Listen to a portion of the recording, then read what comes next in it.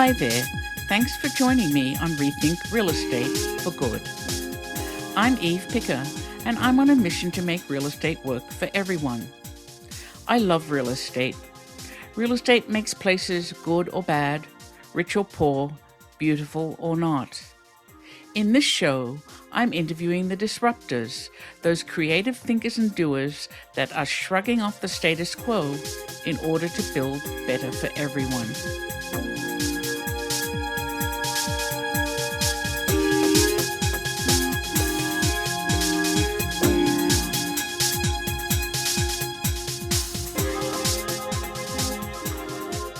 Charles Mahron is a recovering engineer.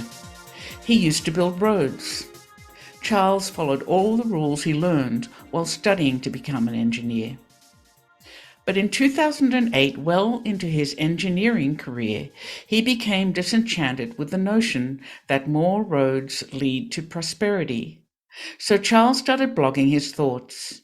He advocated for a new approach to land use and warned about the dangers of suburban sprawl. With each blog, Charles gained readers until the blog converted into a non-profit organization called Strong Towns. Today, Strong Towns has millions of followers. Listen in to learn more. If you'd like to join me in my quest to rethink real estate, there are two simple things you can do. Share this podcast and go to rethinkrealestateforgood.co, where you can subscribe to be the first to hear about my podcasts, blog posts, and other goodies.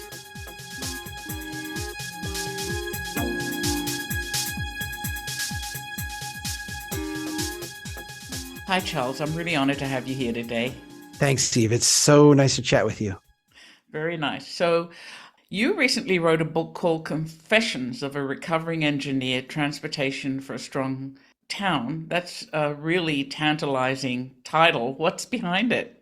Well, I have a lot on behalf of the engineering profession to confess to people. I think there's a lot that people take as being normal in our transportation system. And when you work inside of it, when you work as an engineer, when you work as a design professional, many of those things that are taken as gospel, that are taken as this is the way things are and this is the way things have to be, are built on a very kind of fragile construct. And it's a construct that conflicts with a lot of the way humanity actually operates.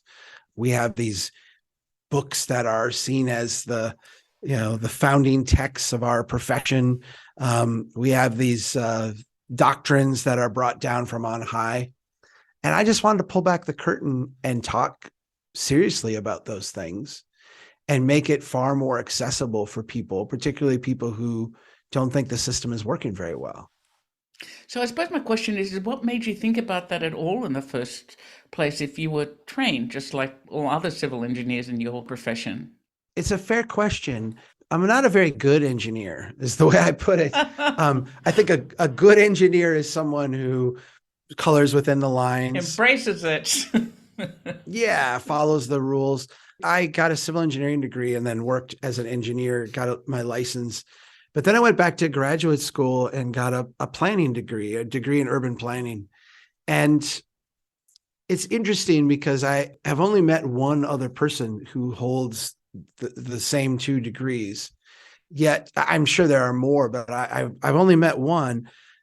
They seem very similar, right? They're both working with the built environment. They're both the physical layout and construction of cities, but they're two very different mental approaches and two very different backgrounds. One is a very left brain pursuit. One's a very right brain pursuit. And I think that discomfort with both allowed me to see it in a different way.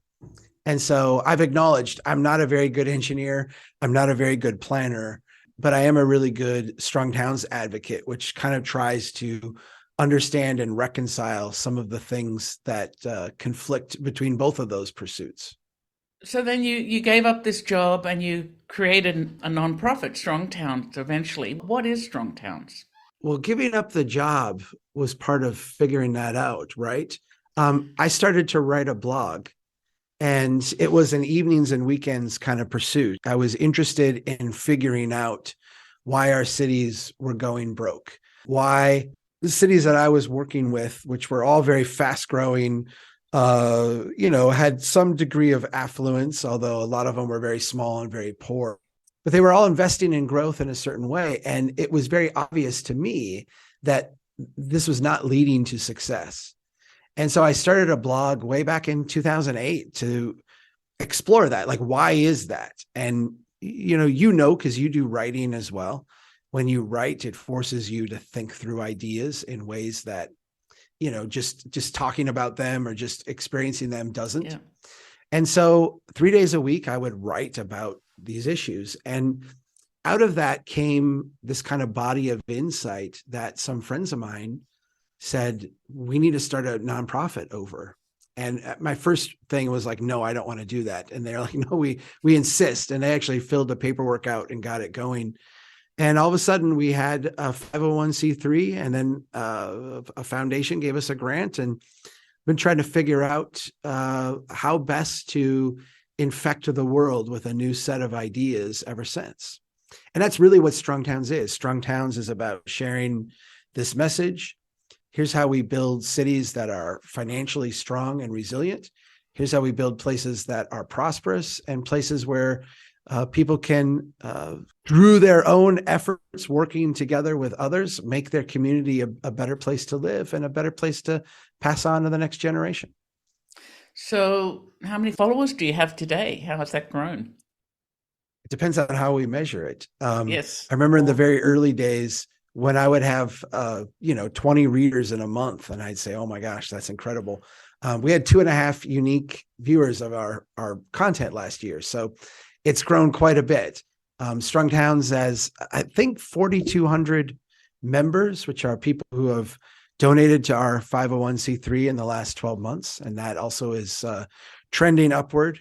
It has grown to be quite a movement of people dedicated to doing something different. So let's talk a little bit more in detail. What are the key features of a strong town versus a weak town? Yeah, it's a very good question. And we have, a Strong Towns approach and Strong Towns principles. We are currently in the midst of something that we call the Strongest Town Contest. And in that contest, we try to identify places that are using good practices. So ultimately, we describe a strong town not in terms of a destination, but in terms of the journey. Are you doing things in a bottom-up way?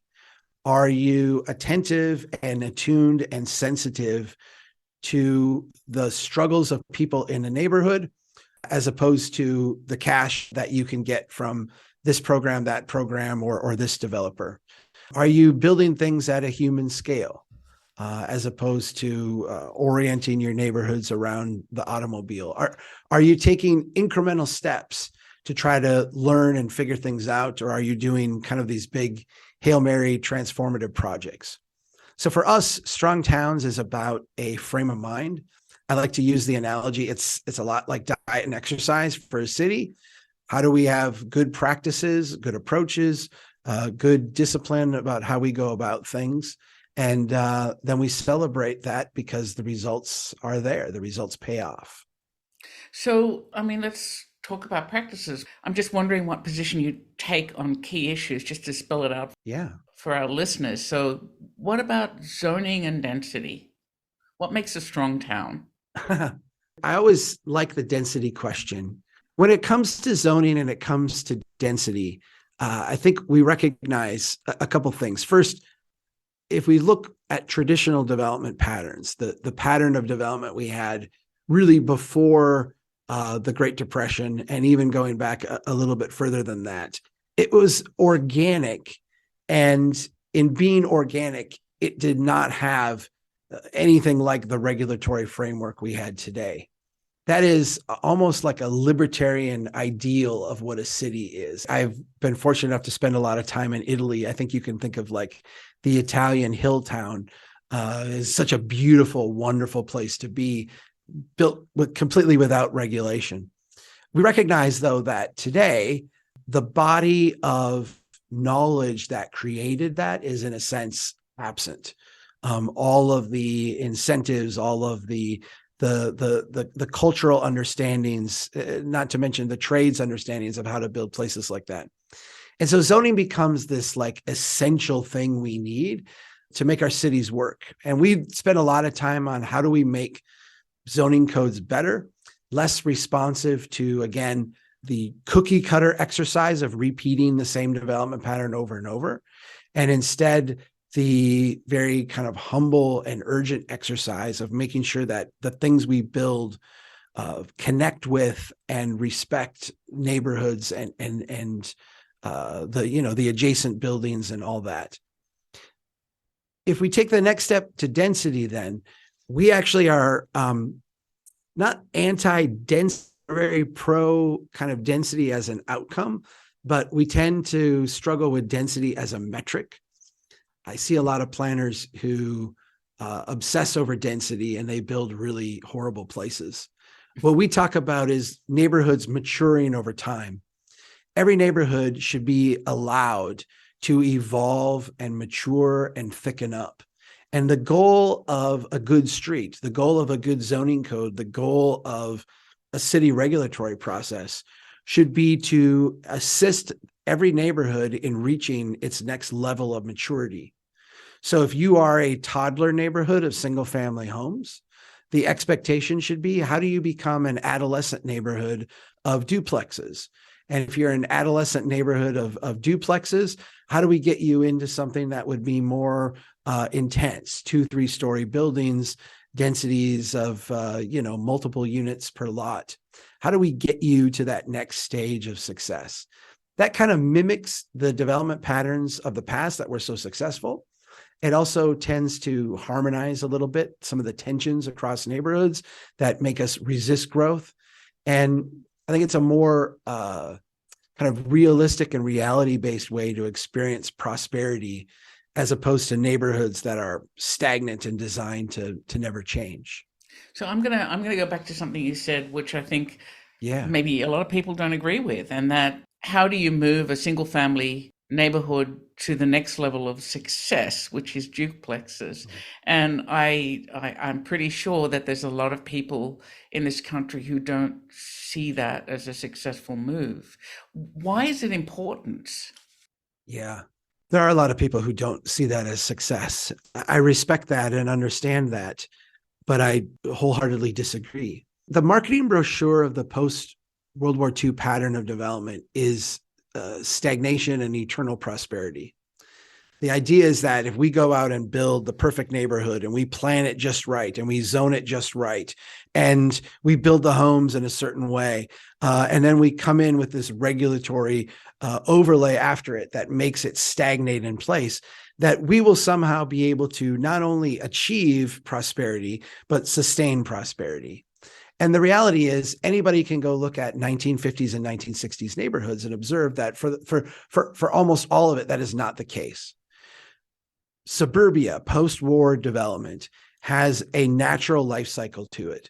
And the life cycle is very simple to understand. It is one generation of being brand new and prosperous, a second generation of hanging on and trying to sustain that prosperity, and then a third generation of decline and sometimes gentrification, but oftentimes just decline. This is the way that all systems that are artificially stagnated operate. And as opposed to pre-war, pre-depression development patterns, which always had the next increment of development intensity as part of their DNA. You would start small, you would add on, you would take that house that kind of went into decline and renew it up to something more intense, more productive. And this renewal process created this kind of natural vibrancy, a cycle of life that we see in neighborhoods that allowed them to mature and allowed the people who lived in it to participate in that maturing, both physically participate, like go out and build stuff, but also financially participate, gain in wealth and gain in standing as their neighborhood became a more complete, a more productive, a more valuable place. We've arrested that from our development patterns. So now, your choice is one version of stagnation or another. And if you're very affluent, you can get a high-end version of stagnation. If you're middle class, you can get a middle class version of stagnation. And if you're poor, which, increasingly we are a very poor country with very poor neighborhoods, you can have the poor version of stagnation. And to me, this is a one-way path to a stagnant economy, a stagnant country, a stagnant population. I mean, I think that's a great description. It's bringing to mind some places I know that are tackling that. But then how do streets and roads and parking minimums and walkability play into that change? Because, if you start with a single family suburban neighborhood, how can you progress to the next level in a place that's really designed quite rigorously never to be that? Yeah, it's really hard. And I'm not going to pretend that it isn't hard. I'm on record as saying I think that over half of what we built post World War II is going to ultimately go away. That we don't have the wherewithal to maintain it. We don't have the desire to maintain it. We don't actually have the capacity to maintain all those roads and sidewalks and pipe. We certainly don't have the money to maintain it. And so the question that I kind of deal with is less about how do we get people who live in single family home neighborhoods to allow that accessory apartment or allow the house next door to convert into a duplex or that kind of thing. And I focus more of my time on the neighborhoods that are ready to do this, the places that are ready to embrace it. How do we clear the things out of their path so that this natural evolution can start to happen again? Because I'm convinced that those are the places that actually will be the leaders, where when this becomes a more, and it's becoming more of a widespread phenomena, but I think when that expands even more, we need good places to turn to as examples to say, okay, the trajectory of my neighborhood is one of two paths. Path number one is this stagnation and decline. And ultimately my neighborhood is going to fail and go away and be a place that doesn't thrive. That is the natural destination for the stagnant post-World War II development pattern. Or option number two is like this neighborhood over here, which, they allow duplexes and triplexes and corner stores and other things to come in. But wow, look at the cool place that is now. Look at how that has added to their prosperity. And those places are growing in value, growing in prosperity, growing in wealth. I want to be like that. And so we're really focused on getting, I think, those green shoot kind of neighborhoods up and started, that as this accelerates, we can point to and say, be like this. This is a better option. Right. This brings to mind, I am actually developing a project in Australia with my sister, just a small 15-unit building, but it's in a neighborhood that was, the city very purposefully said, we want this to be the next Barcelona. And what's really interesting about the neighborhood is it's a hodgepodge of zoning. It's got commercial and retail and industrial and housing all jammed together. It's a fabulously vibrant place. It has a very long main street with, 20 restaurants, 5 banks, everything you really want in one place, lots of public transit. And their goal is to remove all parking in the next 10 years. So that's kind of taking it to the ultimate, hillside Italian town ideal, right? So I suppose you need to have visionaries who get that to be able to drive that forward, Yes. I feel like what you're describing is a neighborhood. Right? It is a like a real neighborhood. It's a real neighborhood, And the thing about a real neighborhood is that once it starts to accelerate, the massive waste that is parking becomes revealed to everybody. It's expensive, If we didn't have this parking, we could have more seating. We could have more places to, more room for walking. We could have more stores. We could have more stuff. More housing. More housing. Yeah. Right. In most cities in the US, parking is looked at this necessary thing, maybe even a necessary evil that we need for transactions to take place. But once you start accelerating in this way, parking becomes the huge obvious extraneous waste of resources. And most cities seek to lessen it or eliminate it altogether, which is a really smart step to take. Yeah, and what's been interesting to watch there is the evolution of public transit and how that city's recognized the value of the public transit they have, which isn't strong everywhere, right? But in this particular place, there's a tram, they've added a subway station, and these have all been towards this goal of making this a walkable only place. It's been really interesting to watch, and I really want to live there. I mean, I'm not going to live there full time. My home is in the US, but it makes me want to be there because it's so incredibly vibrant. Yeah. So this is really a fiscally responsible argument too, right? That's really what it's all about. That is where I started. And that's where I kind of focus. And it's fascinating because I've gotten to places where I think a lot of people who, quite frankly, don't care about the money end up as well. But I got there by doing the math, by actually sitting and running the numbers. And you brought up transit. Transit is an interesting financial case because here throughout the US, we tend to treat transit as this charitable overlay of our transportation system. And when you think of it as charity for the poor or what have you, it really doesn't work very well. It doesn't function very well, and it doesn't create a lot of value. When you look at transit and understand that when you can successfully deploy transit, you can actually get rid of that wasteful automobile space. You can move out the parking, you can move out the cars because you don't need them because people can get around easily. You can get more transactions, more people per block, per unit of space. You realize that transit is the biggest wealth accelerator that our cities have. Right.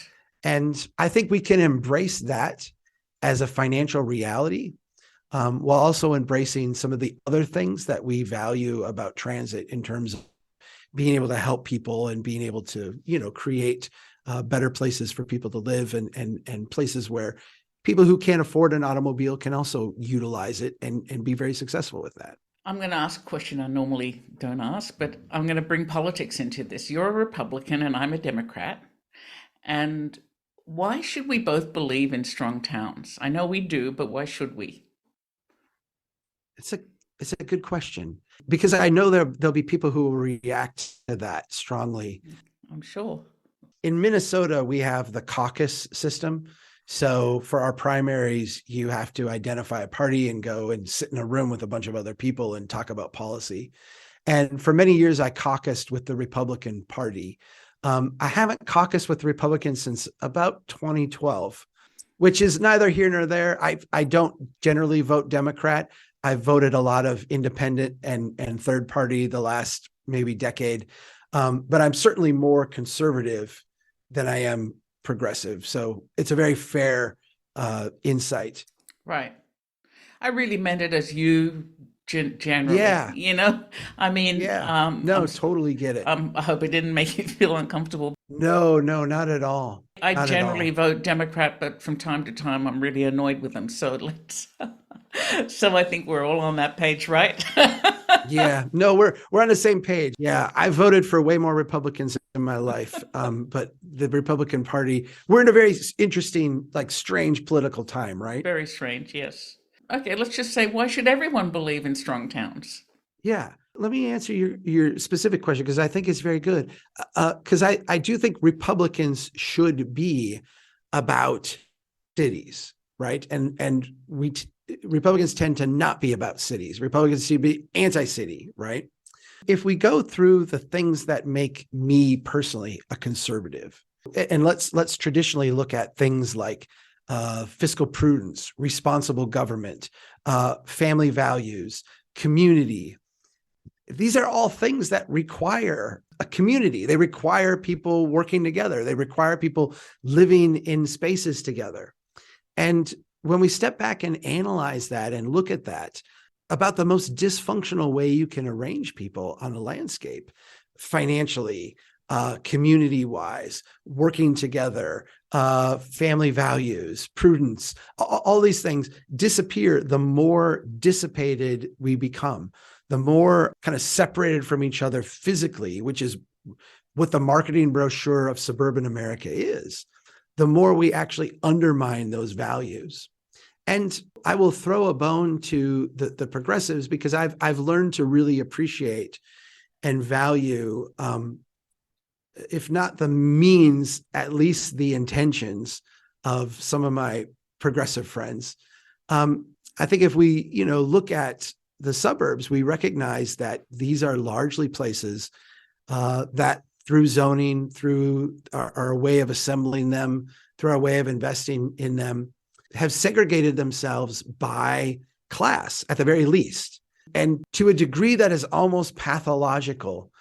If you're going to live in $200,000 house, you will be in a pod with other $200,000 houses. And if you're going to live in a $400,000 house, you're going to live in a pod with other $4,000 houses. And there will be earthen berms and forests and fences between you, because God help us if someone who could only afford a $200,000 house had to interact with someone who could afford a $400,000 house. This is the pathological degree of separation that we have brought into our places, that is anti-human, anti-community, and really, I think, anti-everything that conservatives suggest that they value about, just about living, about life, about places. It probably caused a lot of unnecessary friction. Yes. And I read about this in Confessions. I think there's a libertarian aspect of modern Republicans that starts and ends with equating the automobile with freedom. And you get to crazy places where I will have people like Randall O'Toole saying that the proper role of local government is to go to the state legislature and lobby for more government funding for roads, because that will give people freedom to drive more. And I believe I'm a little more intellectually honest than that. I would like to think. But when I look at the automobile, I look at a tool that is really helpful for moving me long distance at speed. But I look at it as a tool that is not very helpful for allowing me day to day to take 1 block, 2 block, 6 block, 12 block trips. But I'm forced to do it in my automobile because of the very, very expensive environment that we've worked. And then, by the way, I'm also required to pay large amounts of taxes for this environment because it's not financially solvent. And I'm required to sacrifice other services in my community, like maintaining the park and running a good government, because we don't have the money to do those things because we've spent it all on these roads. So there's a very good fiscal conservative argument, but you have to get beyond the automobile equals freedom libertarian overlay to that discussion. So what crises are we facing that you think make your argument an imperative today? There are a lot of overlapping crises, obviously. I mean, I think we're in very tumultuous times. We've I'll say this, and it's going to sound a little over the top, but there's a little bit of like the Roman-esque decadence thing that we've gone through. I remember watching the Hunger Games, and I think a lot of people watch the Hunger Games in the US and we're like, yeah, I can identify with District 12 and all this. And I'm like, no. We're Pan Am. We're like the capital. Like, you don't get it. Like, that's the way we are living today. But the crises that we focus on at Strong Towns primarily is the financial crises that local governments have.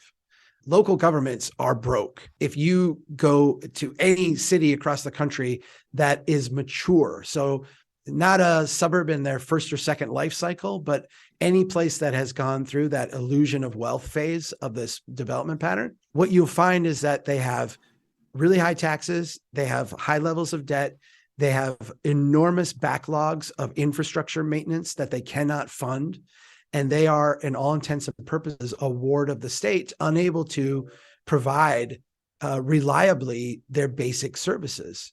That is a failed local government, and we have thousands of them here in the United States. We are trying to help them understand why they are broke, and we are trying to help them take rational steps to deal with that. Because ultimately, Detroit is not some kind of crazy anomaly. Detroit Yeah. is the destination that you get when you mismanage your city. When you take a great city and you spread it out, drive up your costs, denude your tax base, you get Detroit. And Detroit is a beautiful place that has struggled and its people have suffered as a consequence. And to me, that's the crisis that gets me up in the morning is I want an alternative path for cities that have gone decades down this road. And what about social equity? How does that play into the equation for a strong town? Uh-huh. It's a very good question. I don't talk about social equity the way that progressives talk about it because I'm not a progressive. I'm a conservative. And I know that sometimes riles people up because they want to be affirmed in their approach and their way of talking about things. But if people will be generous with me, I think they will hear someone speaking who shares a lot of their goals and values. When we look at the landscape of North America today, what we see is that the most productive places in every city is the pre-Great Depression development pattern.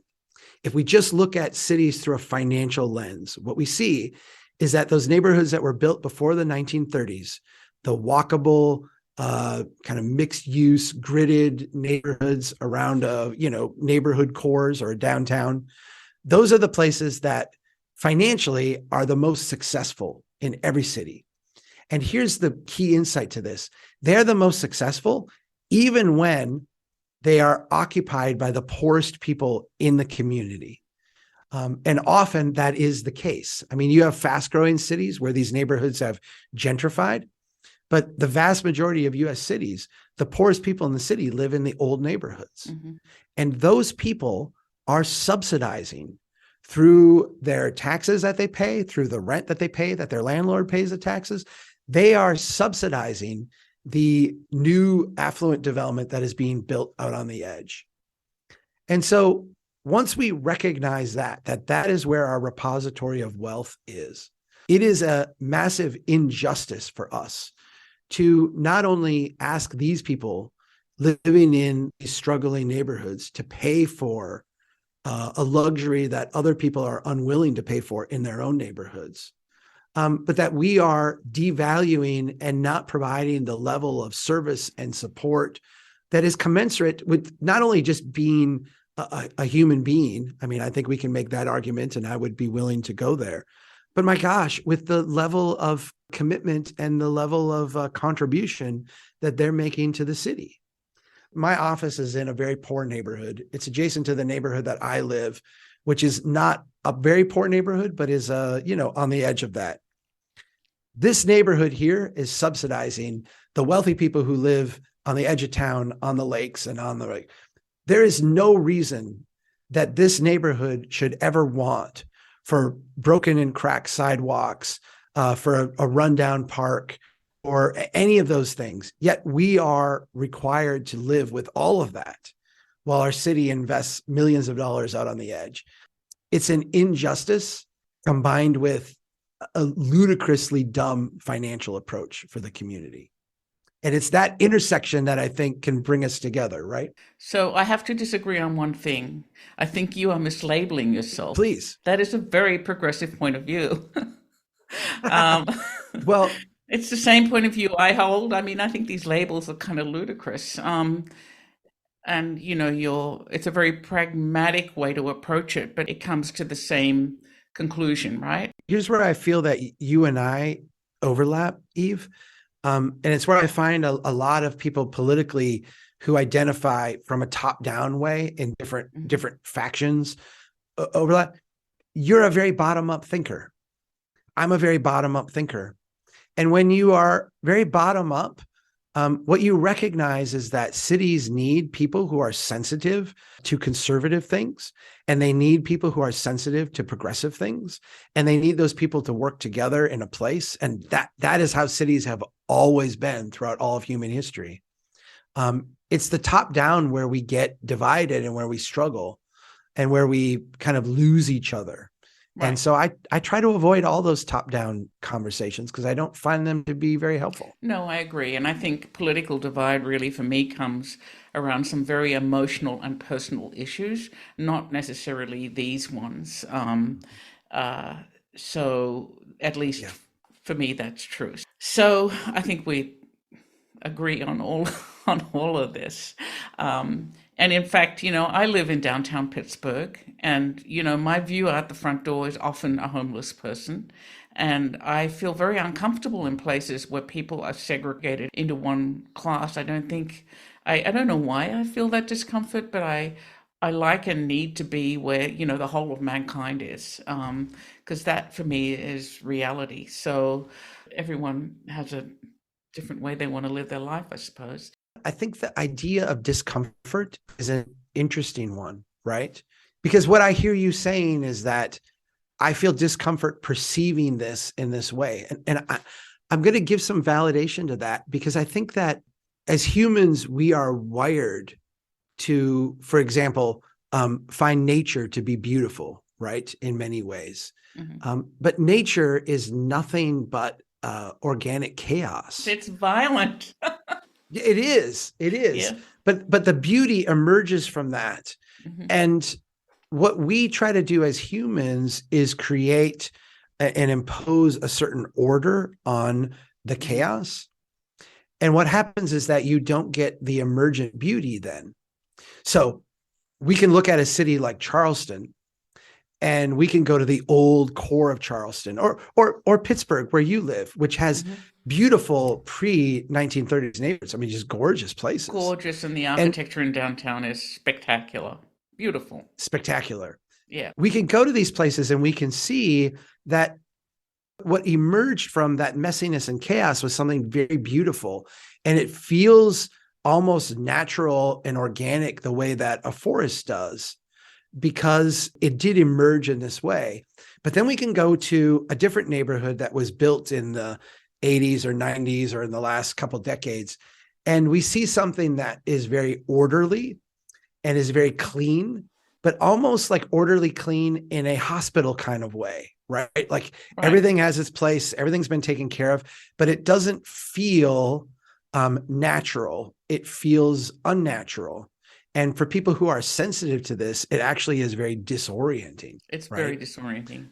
And my question is which one is likely to have more tourists? Well, yeah. I mean, I'm an urban designer, not an urban planner. So I think about, the physical aspect of what makes streets and squares great places to be. And, Italy is really the best place in the world to understand this. And when cities sort of stomp out the ability for those surprising moments through zoning or not permitting a wide variety of density, you start to creep into that very sterile, sort of boring zone. So I don't know. For me, it's like make room for that chaos a little bit. I like my cities with a little grit in them, My husband always laughs when we drive into the suburbs and I start looking very nervous because there's something about in my brain. I need markers to help me figure out where I am, and I just get lost in the suburb. It's a sea of all the same to me, and it's not. It doesn't. I don't know where I belong there. Does that make sense? It is disorienting. Yes. Let me tell you a funny story. We had a friend of Strong Towns, actually, one of our early colleagues here who would write for us occasionally. He was getting married, and he had this funny idea to go out and take his engagement photos in a suburb. And you know how most people, if you've seen like my daughter, I've got a daughter graduated from high school, and she had her grad photos taken. And of course, they go to you go to a city and you sit on the bench and you stand by the wall and they're all urban photos or nature photos, right? Like she went out to a park and stood in the park and stuff. But Nate Hood, this friend of mine, went out with him and his wife and took the pictures in a cul-de-sac and in like a strip mall and at like a suburban setting.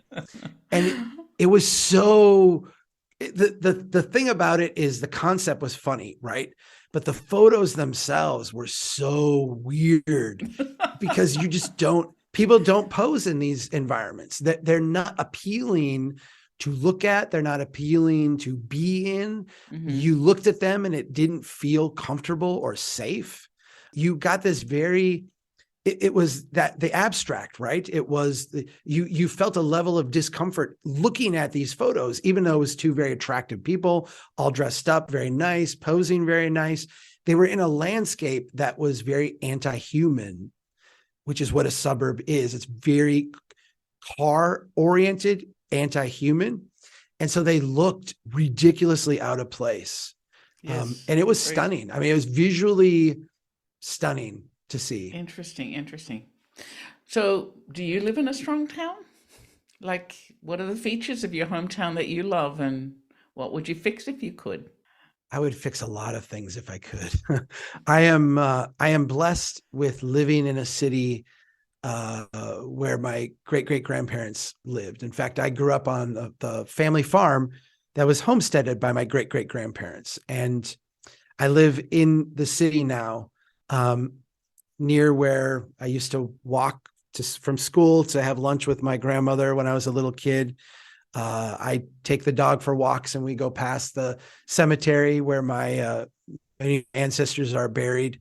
I go to church right over there, like right outside the window, and on the wall is a plaque that has my grandfather's name on it because he was a Marine in World War II, and they did some thing then to acknowledge that. So I am here because this is where I am from. And when I acknowledge that, I can see a lot of the beauty in this place. Mm-hmm. But when I lose touch with that, which we all occasionally do, I start to get very, very frustrated. A lot of the early Strong Towns writing was me voicing frustration with my city, which I think in a lot of ways has become stronger over the last decade, has evolved in our thinking. There's an article in the paper today about how we're looking to get rid of our parking minimums throughout the core of the downtown, which is 20 years overdue, but better late than never. What city is this? Well, Brainerd, Minnesota. You probably have never heard of this. No, It's a but couple I'm sort hours of north of Minneapolis, St. Paul. parking minimum reduction is taking hold rapidly. But anyway, please go on. Yes. Well, my city is 14,000 people. So that gives you some It's a some town. context. And it's not Yeah. 14. Yeah, it's not 14,000 people adjacent to a larger city.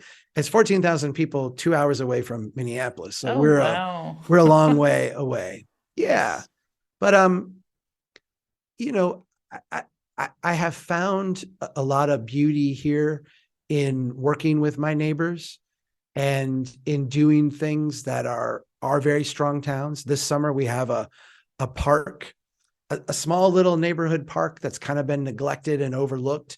And some of us are getting together, and as soon as this melts, which it's the end of March and it was below zero last night, so I don't know what is going on. It might be June before we get rid of the snow here. We are going to go out and spend a summer making this park a more special place, just with the resources that we have and the elbow grease and the that kind of stuff. So I feel like we have aspects of a strong town, and like any place, it is a work in progress and a struggle. But I see it starting to move in the right direction. And I guess ultimately I'm confident, and I think this is a core part of being part of a strong town. I'm confident that my contribution will not be wasted. Like I'm confident that we won't get there. Like this is always going to be a journey, and there's always going to be things that frustrate me. Mm-hmm. But I am more confident now that the things I do are going to matter and will make life better for people who come after me. And a decade ago, I certainly couldn't say that. Well, that's a great note to end this podcast on. I certainly appreciate what you do. And I really enjoyed talking to you, Chuck. Thank you, Eve. That is very sweet. And I hope you know that I follow your work as well. And I feel like you're part of the answer, an important part of the answer. This whole small change, bottom up funding concept is a very radical way to to activate capital in ways that I think connects our heart to our pocketbooks and is essential to transforming our places. So I'm a huge fan of yours as well, and I'm grateful you took the time to put this together. Thank you.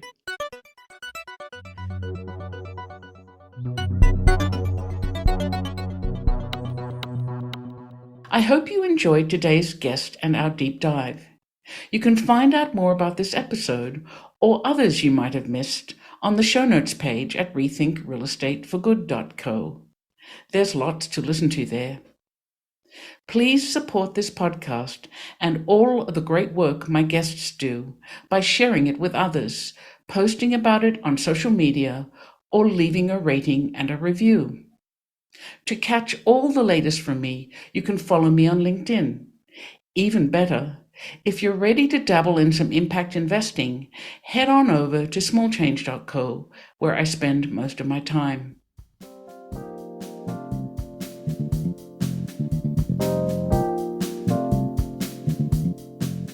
A special thanks to David Allardyce for his excellent editing of this podcast and original music. And a big thanks to you for spending your time with me today. We'll talk again soon, but for now, this is Eve Picker signing off to go make some change.